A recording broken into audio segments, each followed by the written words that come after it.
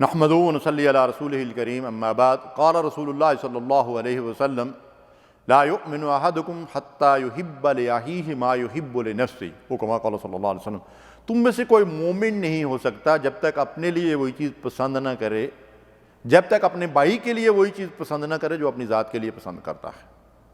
تو اس حدیث مبارکہ میں ہمارے سامنے ایک بنیادی اصول آ گیا کہ ہم اپنے دوسرے مسلمان بھائیوں اور بہنوں کے لیے وہی چیز پسند کریں جو اپنی ذات کے لیے پسند کرتے ہیں۔ اور حدیث کے الفاظ لا یؤمن احدکم، جب تک تم ایسا نہیں کرو گے تم میں سے کوئی مومن نہیں بن سکتا، یعنی ایمان کا جو حقیقی درجہ ہے وہ ہمیں حاصل نہیں ہو سکتا۔ تو بہنوں اور بھائیوں، ہم میں سے ہر ایک کو اپنا جائزہ لینا چاہیے کہ کیا ہم اپنے بہن بھائیوں کے لیے وہی چیز پسند کرتے ہیں جو اپنی ذات کے لیے پسند کرتے ہیں۔ ہم نہیں چاہتے کوئی ہمارا مذاق اڑائے تو ہم کسی کا مذاق نہ اڑائیں، ہم نہیں چاہتے کوئی ہمیں گالی دے تو ہم کسی کو گالی نہ دیں، ہم نہیں چاہتے کوئی ہمارے اوپر بہتان اور الزام لگائے تو ہم کسی پہ بہتان اور الزام نہ لگائیں۔ علی ھذا القیاس، جو چیز ہم اپنی ذات کے لیے پسند کرتے ہیں وہی اپنے بہن بھائیوں کے لیے پسند کریں، اور جس کو اپنے لیے ناپسند کر رہے ہیں اسی کو دوسروں کے لیے بھی ناپسند کریں۔ اگر اس اصول پہ ہم عمل پیرا ہو جائیں تو معاشرے سے سارا فساد ختم ہو جاتا ہے۔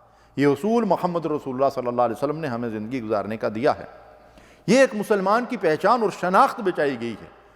ایک اور روایت میں ہے جس کو متفق علیہ روایت، یعنی بخاری اور مسلم کی روایت ہے، المسلم اخو المسلم لا یظلمہ ولا یسلمہ، من کان فی حاجت اخیہ کان اللہ فی حاجتہ، ومن فرج مسلم کربۃ فرج اللہ عنہ بہا کربۃ من کرب یوم القیامہ، ومن ستر مسلما سترہ اللہ یوم القیامہ، او کما قال صلی اللہ علیہ وسلم۔ اللہ کے نبی صلی اللہ علیہ وسلم نے ارشاد فرمایا، مسلمان کا بھائی ہے، نہ اس پہ ظلم اور زیادتی کرتا ہے، نہ اس کو بے یار و مددگار چھوڑتا ہے۔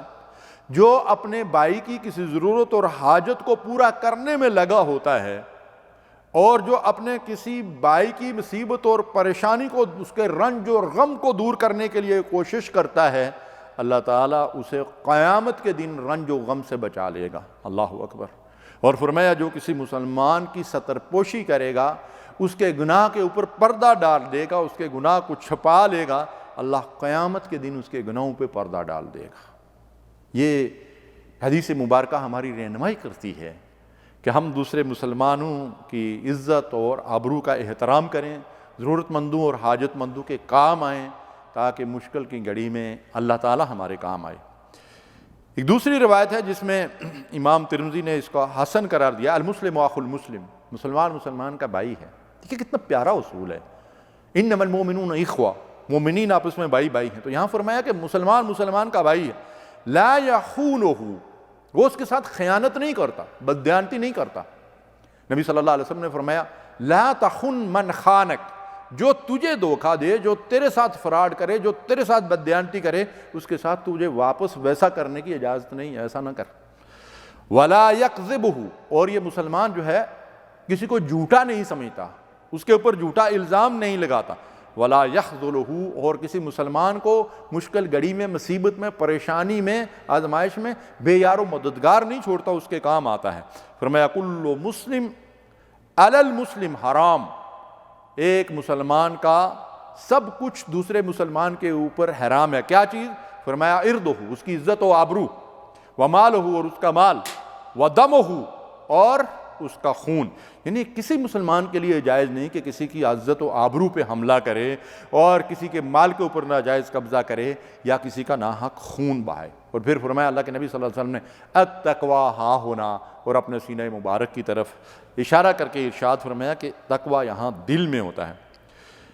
بحسب امرئ من الشر ان یحقر اخاہ المسلم، مسلمان کسی دوسرے مسلمان کو حقیر نہ سمجھے، اس لیے کہ مسلمان دوسرے مسلمان کا بھائی ہے۔ دوسرے کو حقیر سمجھنے کا مطلب کیا ہے؟ اپنے آپ کو متقی سمجھنا، پرہیزگار سمجھنا، اپنے جو ہے وہ تقدس کا ذوم اپنے اندر جو ہے وہ پالنا۔ تو جب بھی انسان کسی دوسرے کو اپنے سے کمتر سمجھتا ہے، حقیر سمجھتا ہے، ادنا سمجھتا ہے، تو اس کے دل کے اندر ایک گھمنڈ اور ایک حسد اور ایک بغض اور ایک کبر کی جو ہے وہ بڑائی کی مطلب یہ ہے کہ کیفیت اور خیال پیدا ہوتا ہے، اور یہ وہ چیز ہے جو کسی انسان کو تباہ کر کے رکھ دیتی ہے۔ اس لیے کہ بڑائی اور کبریائی صرف اللہ کو زیب دیتی ہے، کسی انسان کو زیب نہیں دیتی۔ یہ وہ اصول ہیں جو محمد رسول اللہ صلی اللہ علیہ وسلم نے ہمیں دیے ہیں، اگر ان کو ہمارے معاشرے میں اختیار کر لیا جائے تو بے شمار برائیوں اور گناہوں سے ہمیں چھٹکارا چھٹکارا مل سکتا ہے اور معاشرے کے اندر سے بہت سارا فساد ختم ہو سکتا ہے۔ وآخر دعوانا الحمدللہ رب العالمین۔